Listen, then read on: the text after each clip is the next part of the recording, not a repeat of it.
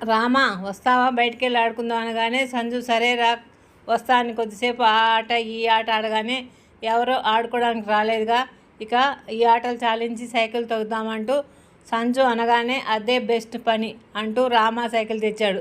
సంజు కూడా సైకిల్ తెచ్చుకున్నాడు. ఇద్దరు పోటీ పెట్టుకుని నేను ఫస్ట్ అంటే నేను ఫస్ట్ అంటూ సైకిల్ తొక్కారు. ఇద్దరు అలసిపోయారు. కొన్ని నీళ్లు తాగి ఏమైనా తినడానికి తెస్తా అంటూ రాము లోపలికి వెళ్ళి తినే పదార్థాలు వాళ్ళ అమ్మకు తెలియకుండా తెచ్చాడు.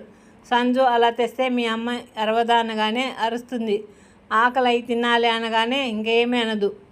అనగానే సరే అని ఇద్దరు కొద్ది కొద్దిగా పంచుకుని తిన్నారు. తర్వాత బాటిల్లో తెచ్చిన నీళ్లు తాగి బాటిల్ లోపల పెట్టి వచ్చేటప్పుడు తలుపు దగ్గరికి వేసి వచ్చాడు రాము. సంజు అలా మామిడి తోట వైపు వెళ్దామా అంటూ ఇద్దరు అలా వెళ్ళారు. అక్కడ సంజు తమ్ముడు సునీత్ మామిడి పండ్లు పంగల కర్రతో కొట్టడానికి ట్రై చేస్తున్నాడు.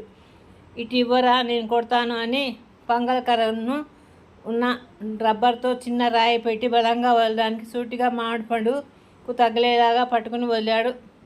మామిడికాయకు తగిలిందో లేదో దూరగా ఉన్న మామిడి పండు తొడిమ తెగి కింద పడిపోతుంటే సునీత్ పరుగును వెళ్ళి పట్టుకున్నాడు. అలా 3 మామిడి పండ్లు కోసుకొని ముగ్గురు తిన్నారు.